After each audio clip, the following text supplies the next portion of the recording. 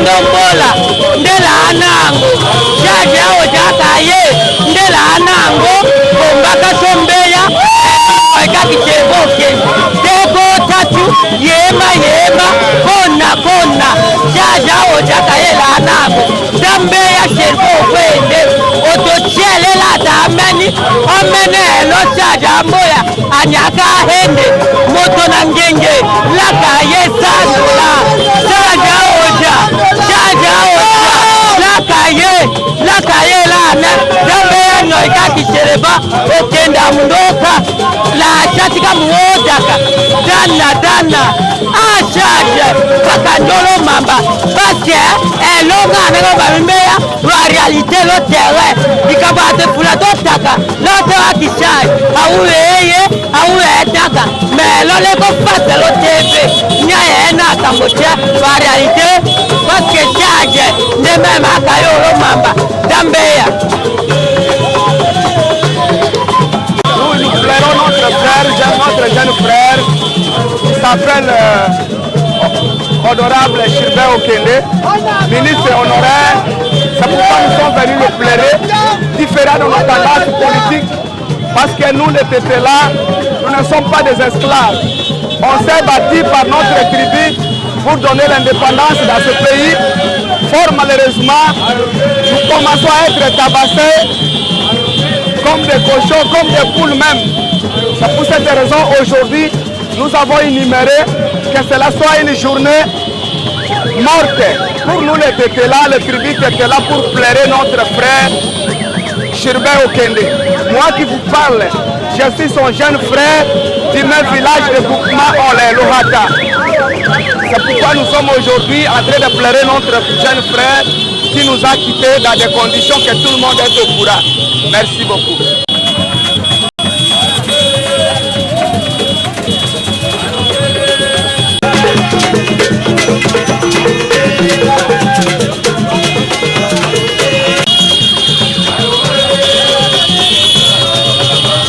Aujourd'hui, nous la famille était là. D'abord organisé, dans ce nom, le Mamba, l'Otana qui Gilbert Okende. Et qu'on a un guesso, là qu'on va d'ailleurs le Dakar. Mais elle est tenue dans mes cas, dans ce show, et le palais du peuple. Le président de l'Assemblée nationale, le ministre de la Justice, la chose qui tient mémoire,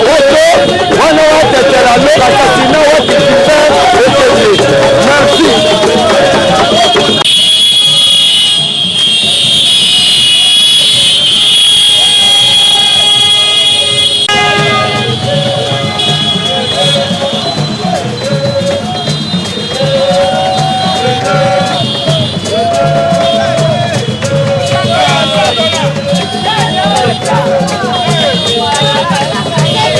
Pour manifester et présenter à la face du monde notre mécontentement face à l'assassinat de notre frère, de notre père, l'honorable Gilbert Okende, qui est un dignitaire de ce pays, celui qui a rendu de loyaux services à ce pays. Il a été ministre des Transports, il est aussi député national, mais il est sauvagement abattu par les inconnus. Nous savons que les enquêtes ont déjà débuté, mais nous voulons que ces enquêtes aillent jusqu'à la fin. Nous demandons une justice équitable et nous avons confiance à notre justice. Nous, le peuple était là, réunis en ces lieux, nous ne réclamons que justice. Nous sommes ici à Willery. Il y a un influenceur, il dit qu'il faut placer son argent dans tous les trucs vintage. Ah bon? Ouais, que ça va grave rapporter. Du coup, j'ai acheté plein de magnétoscopes. Réunis en ces lieux, nous ne réclamons que justice. Nous sommes ici à Willery et nous allons jusqu'au palais du peuple et au ministère de l'Intérieur pour demander à nos autorités que justice soit faite. Merci beaucoup.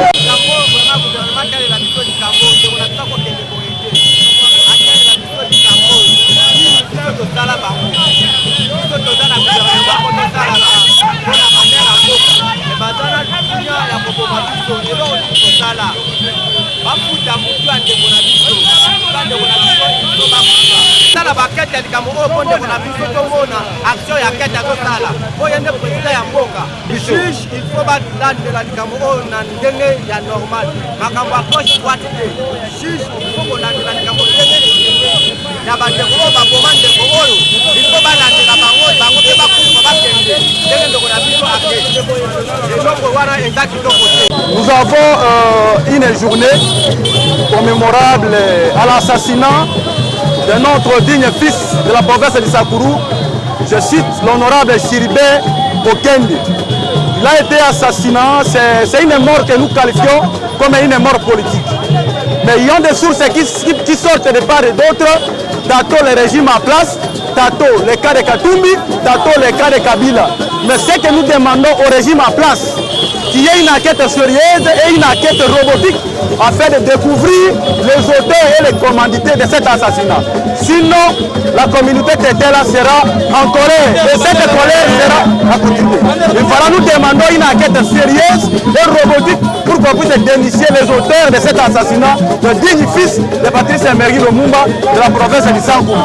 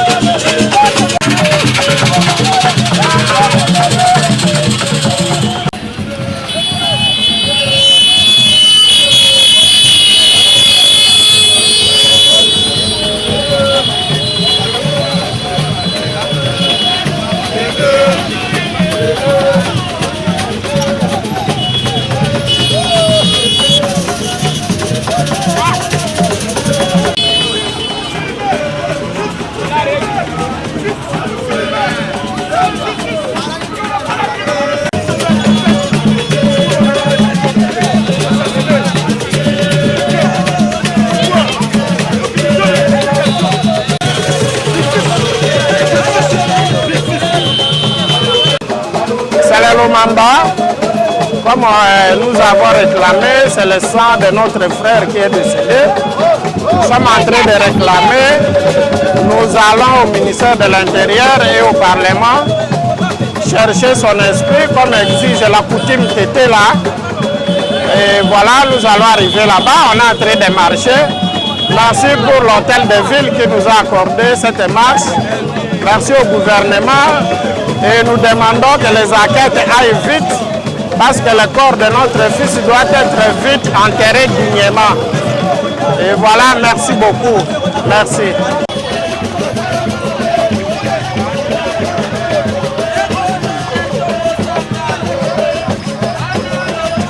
Justice pour Chéribert!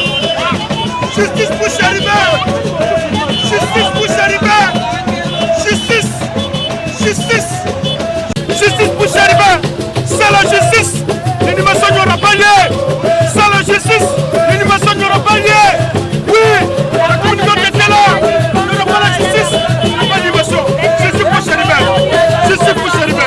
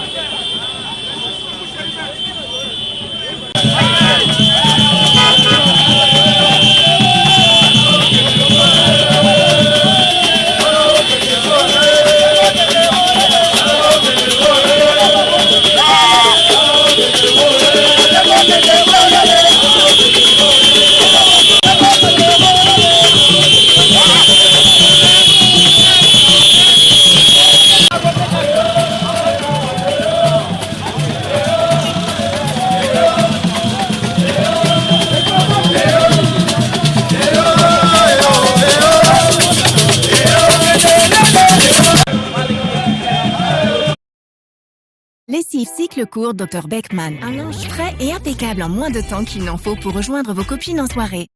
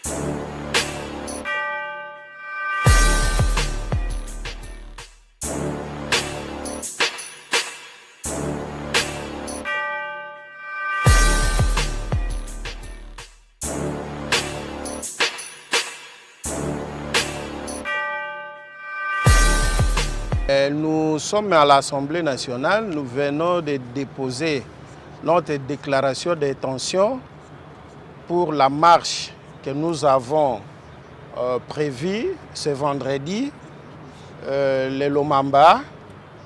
Comme nous sommes maintenant déjà au Palais du Peuple, nous avons déposé, nous allons aller jusqu'au ministère de l'Intérieur. Nous remercions vraiment le président de l'Assemblée nationale, malgré on ne l'a pas trouvé, mais on nous a bien accueillis, mais également l'hôtel.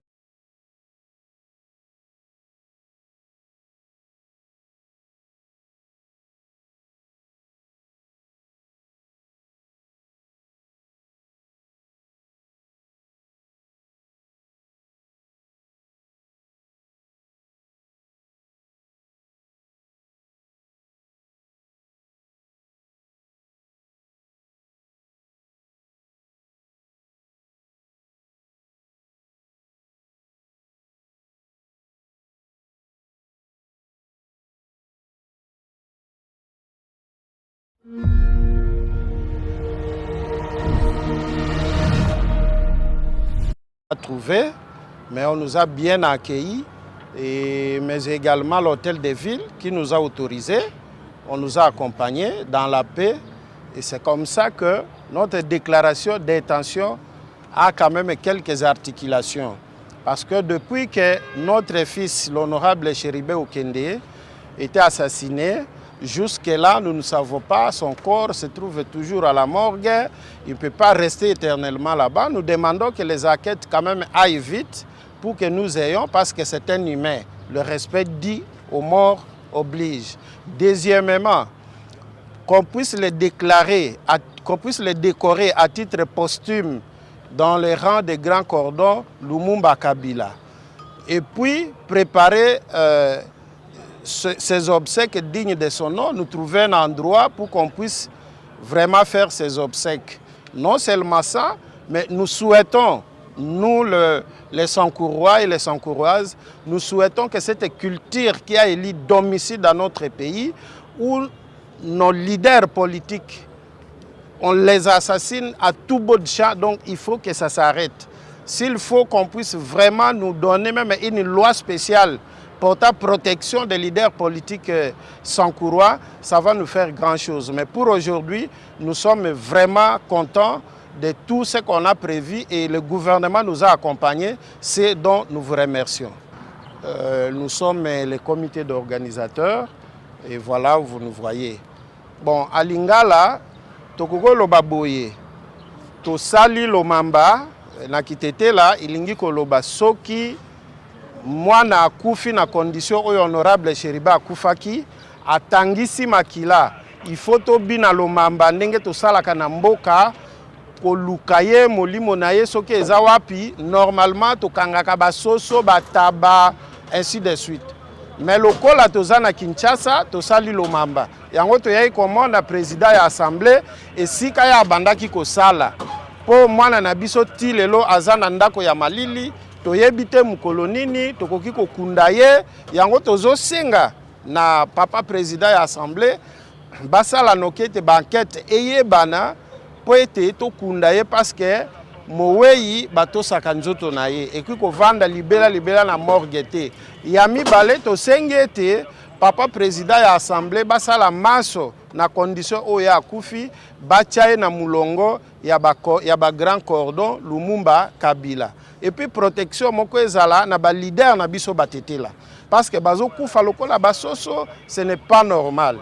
Yango vraiment to pesi merci pour na lelo mais ministère de l'Intérieur bazo zela biso tozo koba Lomamba na biso donc merci beaucoup.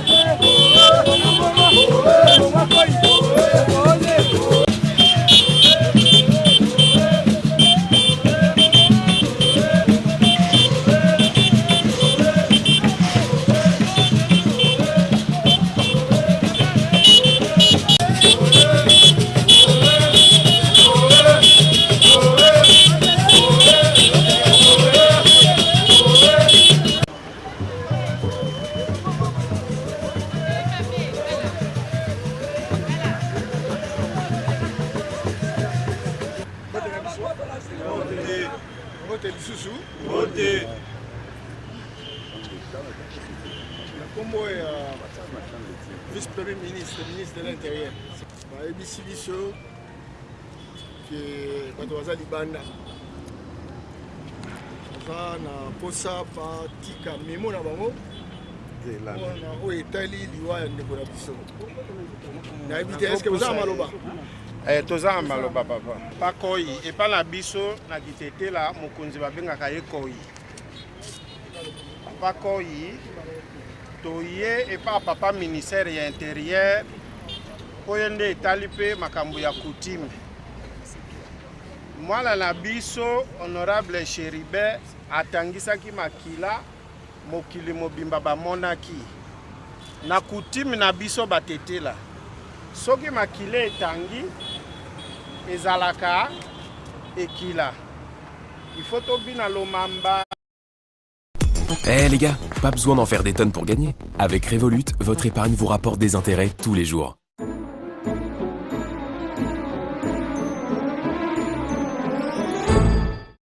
Bina Lomamba, tokota na bazamba, tokanga bataba, bangulu, basoso, nde molimo na ye, elongwe na mboka ekimi. Yango tozana lokola tozana Kinshasa, yango toye epa ministère ya intérieur na makambo etali coutume lokola awa tokokanga soso epai te tokozwa tabe epai mosusu te nde tosengi ke papa ministère ya oyo etali makambo ya coutume apesa biso bataba na biso apesa biso bikila na biso po ete molimo ya mwana na biso alongwa bisika nyonso akende musika epuis ya mibale ndenge ya akufi papa ministère ya intérieur tolingi bodekore ye na titre ya Lumumba Kabila bodekore ye a titre posthume epuis akete mpe ekende na lombango po epai na biso batosaka ebembe moto akoki kozala lokola nyama avanda ti na malili akobima mokolo nini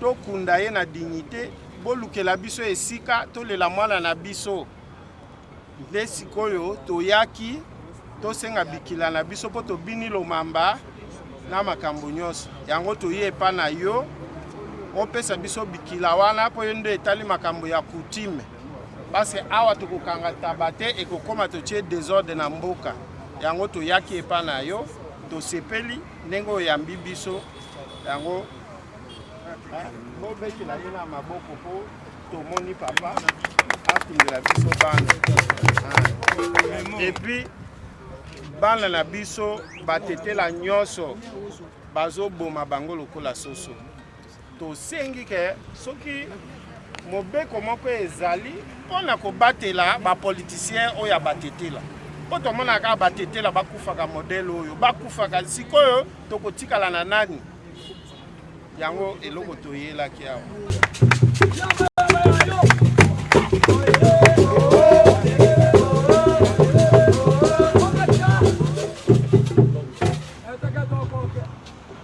na kombo la vice-premier ministre de l'Intérieur, sécurité, affaires coutumières. Oui, Azali Mokonzi ya ministère oyo. Aza un peu empêché parce que Aza siko na réunion ya conseil des ministres. C'était de l'Oya.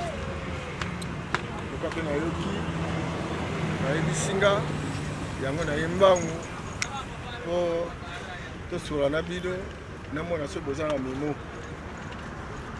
Na kombo na ye na profiter na tango oyo na présenter famille biologique ya Kondo Cheribe Okene ya bundi bingi na kata mboka oyo ba condoléances na mwasine na bana na ye ministère tombeli bango comme ya malamu malgré pasi oyo bazui mpona liwa ya ndeko Sheridan na pie mpe na kombo ya ministre condoléance na famille sociologique oyo lelo baza awa en face na biso Sankuru Mobimba lelo baza na matanga mpona moko ya mwana na bango ya bwanya akei nano toyebi mpe ntina nini lelo babomi ye bacondoléance ya ministre na pie mpe famille ya bango politique bacondoléance parce que mboka oyo eza mboka ya biso banso soki lelo bato bakokufaka modele oyo na banza esengeli boyokani ekota esengeli boboto ekota mpo makambo oyo esalema esu te yango totombeli bango bacondoléance na ndenge nyonso biso moko étant congolais oyo ye asungi oyo ye asalisi en tant que congolais. Je voudrais koyebisa bino ete vice-premier ministre aza te akei na réunion akomona mpo biro na ye yango oyo nakokaki te natika bino botelema bongo par respect na ye nalandi bino tomonani mpe nayoki nyonso bino bolobi mpo na nga nazwi makambo wana nyonso naopesa ye nayebisa ye mpe ye akoluka mwa ntango moke mpo akutana na baresponsable Je voudrais vous rassurer que le président de la République, chef de l'État, lié moko, asa lobaki likambo etali Kondo Chéribé Okende. Alobi il faut pas ça l'enquête. Et puis là, est-ce que le mot attend lobi enquête et ou mérité et qu'il est moins rapide pour te dire makambo ndemeza. Ndemoko, vice-premier ministre, Nakoran Chéri, président de la République, atikali kolobaki makambo ebetuka awate photo yeba nani yango asali mbeba oyo. Na nyonso wana, la pesibino vraiment merci. La pesibino longonya. Na nyonso bosali, bolakisi ke boza bomoko. Mais nyonso bosali makambo na banza bato bakobanga kosala makambo modele oyo. Mais pour le reste, na sengibino ozala koyika mpiko. Ozala mwa patience muke, ngana komema makambo oyo. Na komema ngo epa mokonzi. So boyaka na memo, tolinga topesa ye. Mais bolobi ke za ba coutume memo ezala raté. Kasara Etienne, pour patienter, pour qu'on ait la kimia, ngavi na koyebisa mokonzi ne bolobi akosoka kozwana mwata ba benga ba responsable pour que soit là et calme. Encore une fois, mbote na bino pe bobata ba ko pona bino moko. Merci. Merci. Merci. Bandeko balandi tolani ensemble na bino na basailu mambana bango de Villery ti parler du peuple wapi ba déposer ki mémo et puis parler du peuple baye na ministère intérieur bi paye wapi ba kutai na directeur de cabinet ministre intérieur oyo ba faire passer un message ya ko pesa mokonzi na ye le linge nini bango azolinga justice salama le linge nini bangi enquête ezala menée donc awandi tuche Ditonon émission na biso mukolo lelo. Merci na papa la yomba j'aime na ma caméra, merci na Cordo Pimafiko et merci na Gonago chasseur de manche. Au revoir. Les ETF, qu'est-ce que c'est? Les